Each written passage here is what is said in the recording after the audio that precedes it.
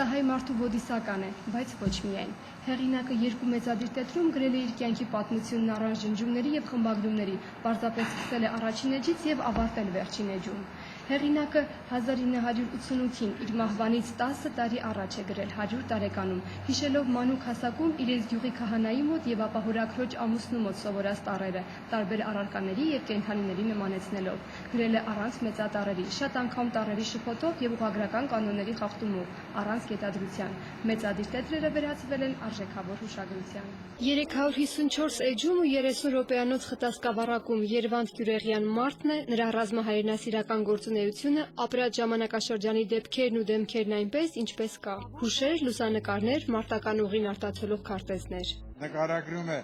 արևմտահայության դառը ճակատագիրը, շատ հետաքրքիր մանրամասներ կան գրքում, որ ոչ մի պատմաբանի երկում չեք հանդիպի, եւ ընդհանրապես, ինչպես ասում են, մի մարդու մահը ողբերգություն է, բայց հազարավոր մարդկանց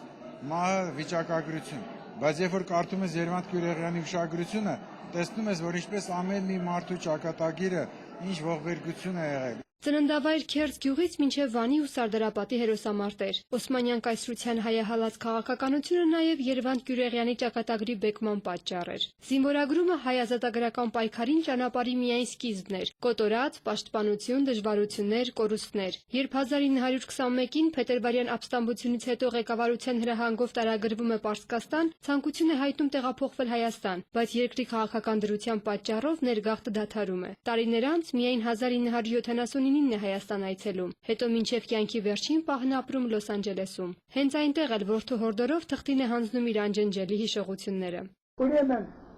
մենք կամաց գրացվենք։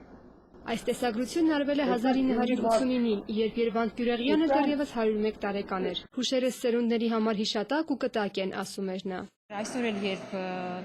Թուրքիան շարունակում է իր ժխտողական քաղաքականությունը հայոց ցեղասպանության իրողության, հայկական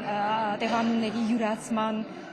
աղավաղման, ինչպես նաև ժողովրդական ժողովրդագրությունն է կեղծում, ահա նմանատիպ վավերագրերը, նմանատիպ հուշագրությունները խիստ արժեքավոր են եւ կարող են շատ ամրագուր կռվաններ դառնալ։ Համախմբագիրներ Սերգեյ Վարդանյանն ու Լուսինե Սահակյանը գրքի երկրորդ հրատարակության նախապատրաստական աշխատանքների ժամանակ զարմացել են, թե ինչպես է կյանքի ահավոր թոհուբոհի, առաջին համաշխարհային պատերազմի գլխապտույտ իրադարձությունների միջով անցած, կորուստներ ունեցած մարդը տասնամյակներ անց քարտեզագրի ճշգրտությամբ նկարագրում իր անցած ուղին, մանրամասներ պատմում մեծ ու փոքր ճակատամարտերի, տարբեր գյուղերի մասին, մտապահում շատերի հիշողությունից վաղուց ջնջված տեղանունները։ Աննա Մկրտչյան, Հովհաննես Սարգսյան, Երկիրն այսօր։